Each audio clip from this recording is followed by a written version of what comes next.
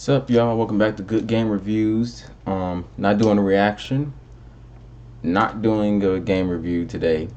I'm not even doing a rant. Today, I'm doing a game prediction. Um, Hopefully, this is the first of many. We'll see how it goes. I'm actually going to be borrowing some things from Bottom Line Review. If y'all ever haven't, checked out his channel, go ahead and check it out. He's a big Patriots fan. He covers other stuff too, but I believe that's the name of his channel, Bottom Line Review. Bottom Line Review. Um, but I'm gonna be borrowing his method in terms of breaking down which side has the better pieces um, at like a particular position, if that makes sense. So, quarterback, the running back room, the wide receiver room, the tight end room, etc., all the way down to things like special teams and even a coach, because that factors in too. Um, but first, I wanted to go ahead and tackle the most important part, which will be the quarterback position. So, for this game, the New York Jets versus the New England Patriots, we will be looking at the quarterback position. Um, at the moment, the starting quarterback for the New York Jets is Luke Falk. Um, Before this season, he has not had, I don't think, any opportunities to start. This will be his first time starting. Um, he was the third quarterback on the on the New York Jets depth chart. They had actually just signed him off of the practice squad to the 53-man roster um, that Monday. So like the Monday on that exact day when they went against the Browns, when the Jets went against the Browns on that Monday night, a couple hours before that, they had just put him on as the backup QB to Trevor Siemian, who unexpectedly ended up going out that night. So it was like I guess a good move that they made to at least get another guy behind Trevor Siemian just in case. So um, Trevor Siemian is going to be the starting quarterback for the New York Jets. I mean, not Trevor Siemian. Excuse me. Luke Falk. Luke Falk is going to be a starting quarterback for the New York Jets. Um, I don't really have a lot to say about Luke Falk. This is going, like I said before, this is going to be his first starting game. But if we want to look at stuff that he was doing based on the Browns game, I mean, it wasn't like terrible, terrible. I ain't gonna say it's like Nathan Peterman bad, but I mean, it ain't nothing to really write home about. And on the other side, you have Tom Brady, and I think that's just like a mute point in itself. So I could already go ahead and give a check to Tom Brady. Now, I don't have any fancy graphics or nothing like that. You ain't gonna see nothing like that on here, at least not yet. But right now, I'm doing like a real ghetto type style, and that's pretty much that's pretty much what I got. So yeah, you can just look at that. Yeah, it looks very janky. But you see, I already gave like a mark to the quarterback position, and you can do this yourself too. You can do it like right along with me, so we'll be in the same boat. Uh, Now I have the running back room. Um, Everybody only wants to look. Well, not, I wouldn't say everybody. I don't want to lump everybody into the same boat, but it seems like most people want to look at one position. I mean, not one position, but one player in that particular position. If we were to do that for every single position on this list, I mean, it would be. I mean, it would be skewed a little bit because we all know that there isn't just one running back who touches the field, or one wide receiver who's out there running routes, or one tight end, or one linebacker, all that. So we're never gonna like just look at who's the best like linebacker or who's the best wide receiver on that team, and based on that we'll see who has the better. No, we do the whole room. So for running back room, um, we're looking at the Jets, and they have Le'Veon Bell, which is just you know, out of this, you know, I mean, if we were to stop on Le'Veon Bell, it would be a wrap, you know, because Le'Veon Bell is obviously the best back who's going to be touching the field. He's got 38 attempts. He has 128 yards. Doesn't have any touchdowns yet, and he's only averaging 3.4. But we can like take that into account with the Jets O line, which is going to come down later on in the list. Um, but yeah, as far as that, they have Le'Veon Bell. They have Ty Montgomery. Um, Not a lot of action from Ty Montgomery, and he's also questionable. He only has 29 rushing yards, so he's also questionable. So we don't even know his particular status for his upcoming game, but I'm pretty sure that that he might play. If he doesn't, then you always have Bilal Powell. Bilal Powell. I always have trouble saying his name. I hope I'm saying it right. But Powell, you're gonna have him as the backup if Montgomery isn't able to get into the game. So as far as like that room, as far as the room, uh, just doesn't really like other than Le'Veon Bell. I mean, the Patriots have dealt with it before, and Le'Veon Bell on his own is not going to win you the game. I think we saw um, proof of that in that Monday night game against the Browns when they were just trying to feed it to Le'Veon like over and over again, and it was working for a little while, but it got to a point where it was just so predictable. It was like, all right, obviously Luke Falk is not going to win this game for the Jets or come back for the Jets. They're placing all their hope on Le'Veon Bell, and when you do that and place all your hope on like one running back to try to like will you into the game, I mean, come on, man, this isn't the '80s or the '70s anymore. Like, you're not going to dominate a whole game with one running back. So yeah, but on to the New England side of the ball. Sony Michel, he hasn't been as great as I thought he would have been to this point coming into week 3. He only has like 97 rushing yards on 36 attempts. He has a touchdown in the book, so I mean he has that over Le'Veon. But other than that, I mean it was a goal line touchdown, so you can't even really like give it too much props on that. Um, but yeah, I mean he hasn't really exploded like I think it is, and I think that also has something to do with predictability. They don't pass it to Sony Michel like they do, the other running backs in the Patriots room, in the Patriots running back room. So you have that again. So maybe they'll incorporate some more passing to Sony Michel, and maybe that'll like boost up the versatility that people thought they were gonna be able to see in Sony Michel. Um, but besides Sony Michel, we all know he's a pretty good guy, man. He's pretty good. I ain't gonna say he's like great, but he's pretty good. You have James White, who just seems to be that security blanket for Tom Brady whenever he needs that short play. If he can't find Edelman, you best believe he's looking at James White. Um, and then you have Rex Burkhead, who is pretty much the most versatile running back in that room, who's able to run it pretty. He's able to run it pretty well, and he's able to catch it pretty well. So he has that working in his favor. And when he's on the field, a lot of teams aren't really sure of what's going to go on as far as like the play itself that New England's probably going to run.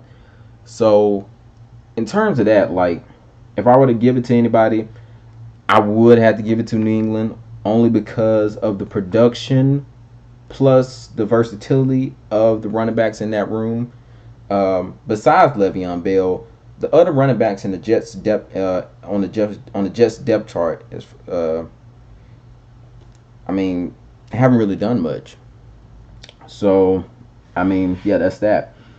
Um, wide receiver. Now, um, wide receiver, it's a little tricky, but not really. I mean, we have Robbie Anderson, who is, he's pretty much a beast in my opinion. He's a really good guy. I really would like for him to be on another team where, he could actually like have a better chance to shine. But I mean, it's whatever. He's still gonna he'll find his moments to be able to do his thing. So I don't really have to worry too much about Robbie Anderson. Jamison Crowder, he's another another nice piece that they have. As far as production from Jamison Crowder, in the 2 games that he's been featured in, he has 18 receptions for 139 yards, and he's averaging 7.7 yards on that. So, I mean, it's cool. It's cool. The numbers are cool to me. They're all right. As far as those 2 guys, they're all right. Now I noticed that Braxton Berrios was in here. Um, yeah, I don't know. I don't know about that. I mean, from what people are saying, Jamison Crowder seems to be the most productive wide receiver on this team, at least for like this far so far. Um, and also noticing that they have Braxton Berrios on there, it was like, it's a little weird. I didn't even know Jets had gotten to him.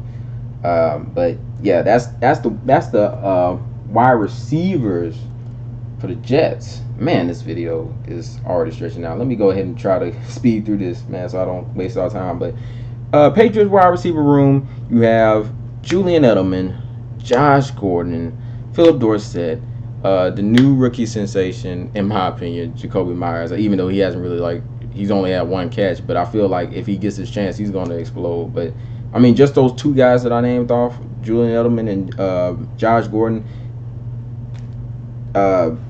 Those are some guys that are like some real difference makers. If I were to really take either 2, Robbie Anderson or Jamison Crowder, or have the choice to take Julian Edelman or Josh Gordon, obviously you're gonna go with that with the Patriots wide receiver core. They still have a pretty strong wide receiver core, even with the loss of Antonio Brown.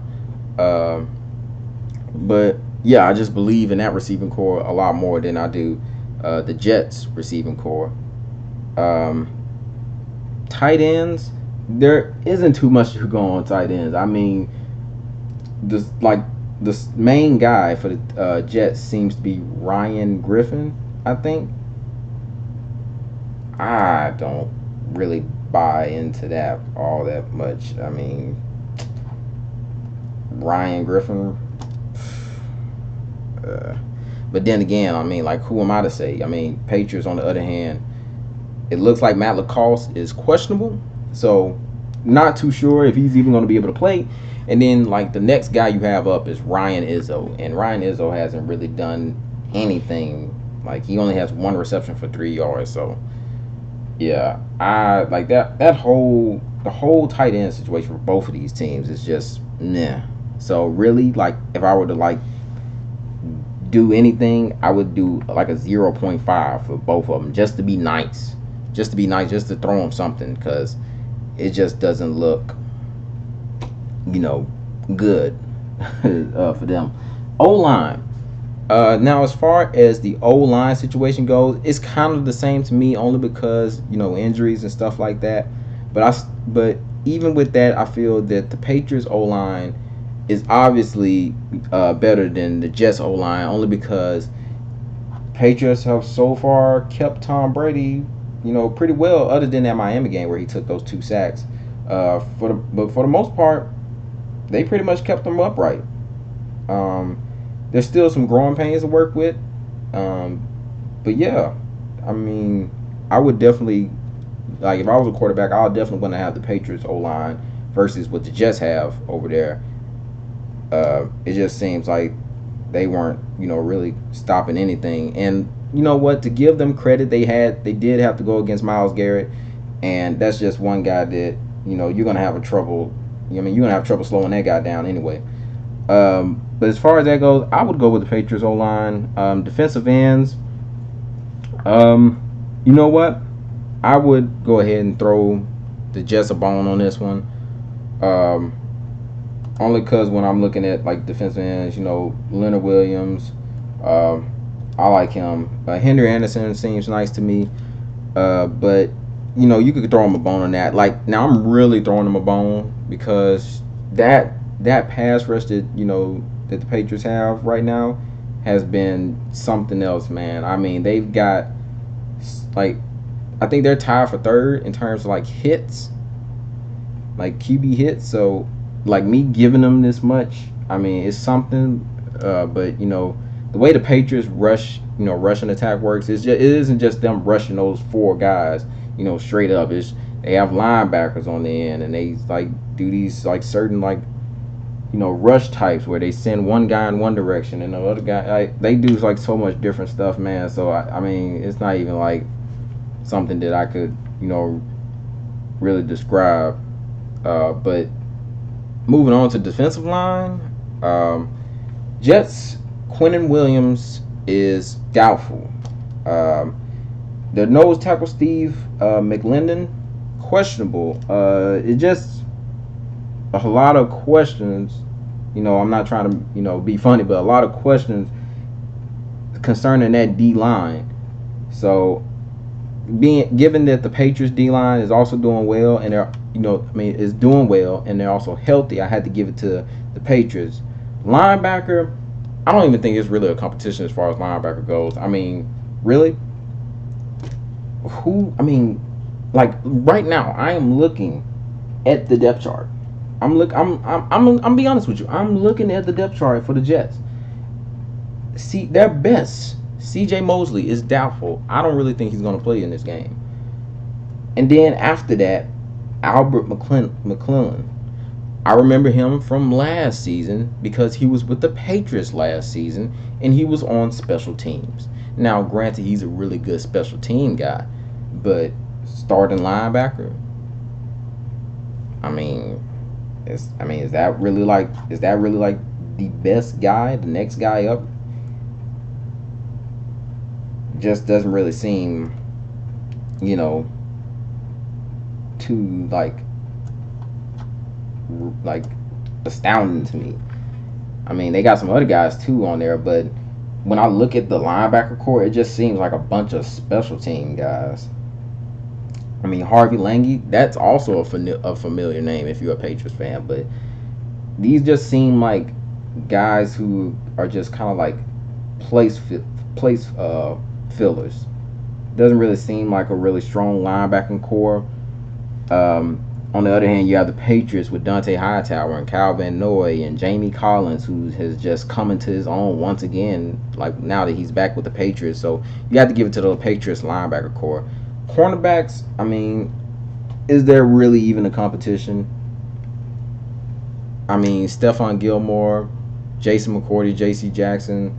I mean, that room is just filled with talent, and it is really scary for a lot of wide receivers to have to go against like guys like that. I mean, we're talking about a guy who was graded as the best cornerback last year by PFF, Stephon Gilmore. I don't know. I mean, I had to give it to the Patriots as far as cornerbacks go. Safeties. Now, like I said before, if it was based on one guy, I would give it to the Jets because of Jamal Adams. They also got Marcus May. As far as that situation goes, I don't know. I would have to also give that to the Patriots only because of depth. Because you got McCourty and Harmon and Chung and Brooks apparently, and it just seems like they have something really good. And Chung, it just seems like they have the necessary pieces there as far as safety goes. It's a question of depth, and there are injuries all around, but there's key players that are either doubtful or questionable or out as far as like the Jets team goes. Special teams, I would also give that to the Patriots. Steven Gostkowski, if it was any member of that special teams unit that concerned me a little bit, it would be Steven Gostkowski because he missed just a few kicks in that Miami game. But overall, the special teams, the Patriots, the new punter Jake Bailey, man, that man got a leg on him. He has a leg on him. It's no joke. Um, Coaches: Adam Gase, Bill Belichick. Now, I would say now a lot of people, like, if they want to be like, some haters, they would say Adam Gase, really, because when he was with the Dolphins, whenever the Patriots went to Miami, they just seemed to have their number. But I think that was more just Miami than Adam Gase.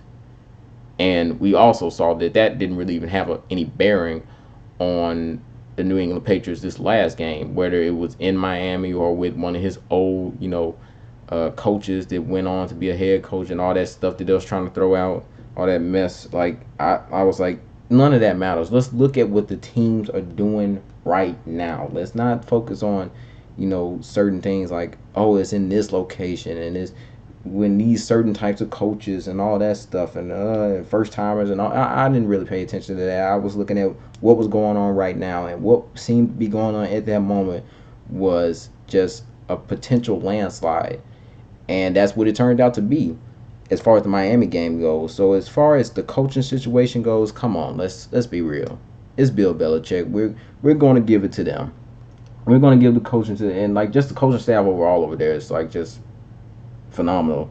But yeah, I mean, like, come on, we really gonna give the coaching situation to anybody else? Like, if it's gonna come down to coaching, are we gonna go in any other direction? Wouldn't make any sense to me, really. Man, we are deep in this, man. We are deep in this. So let me go ahead and show you what this list is working with. Already tallied it.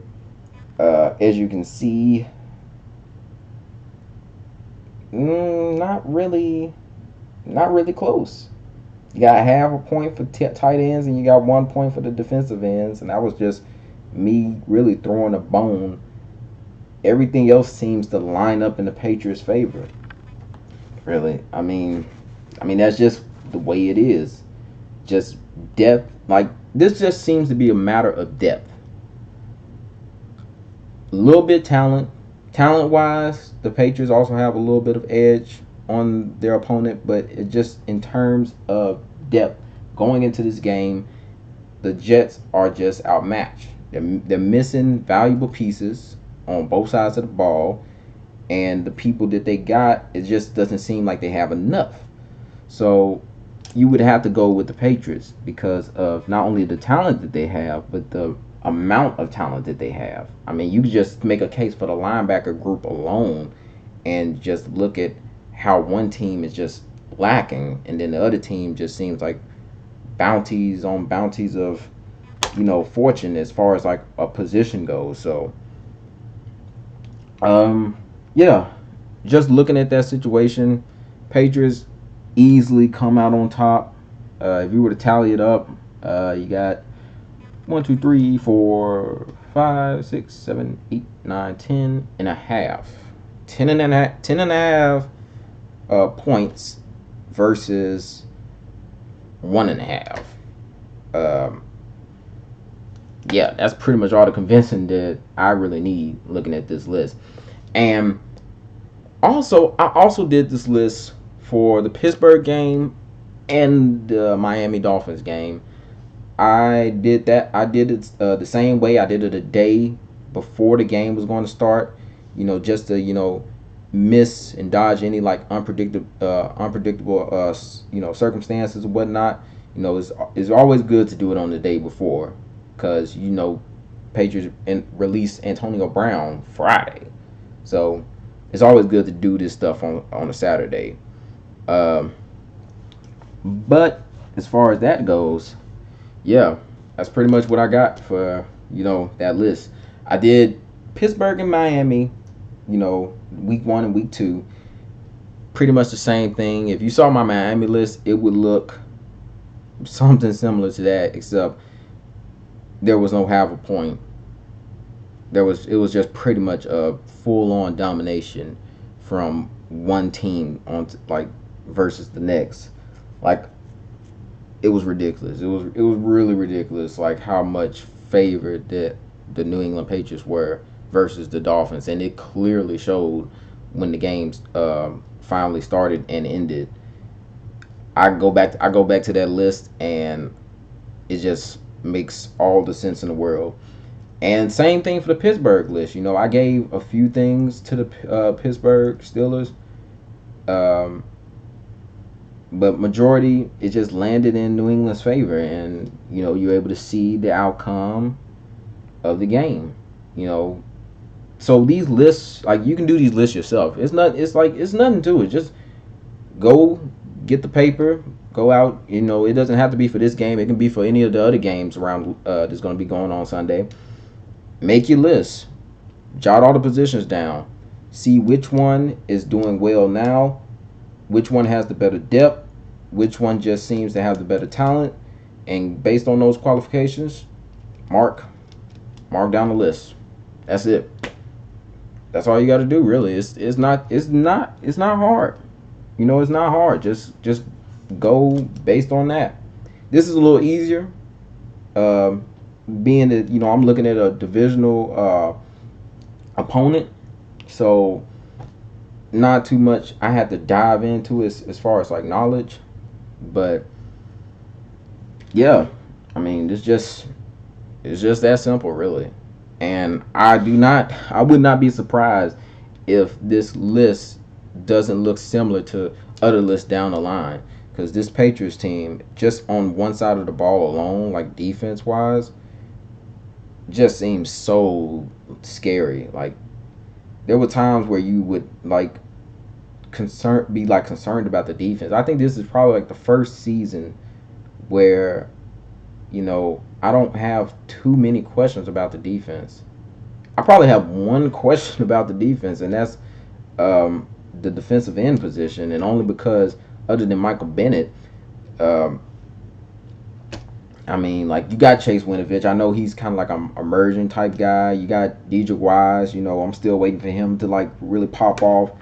Um, but I mean, just as far as like defensive ends, I mean, yeah, Michael Bennett and any of the other guys that you can line opposite, from him. John Simon's a pretty cool dude, but he also plays like the same spot that Bennett does. I remember seeing a few plays where they'll put John Simon on the outside and not Bennett inside. So I mean, Bennett also has the ability to play inside and outside, but I'm pretty sure y'all already know that. Um, but yeah, I mean, just like not a lot of questions as far as that Patriots defense goes.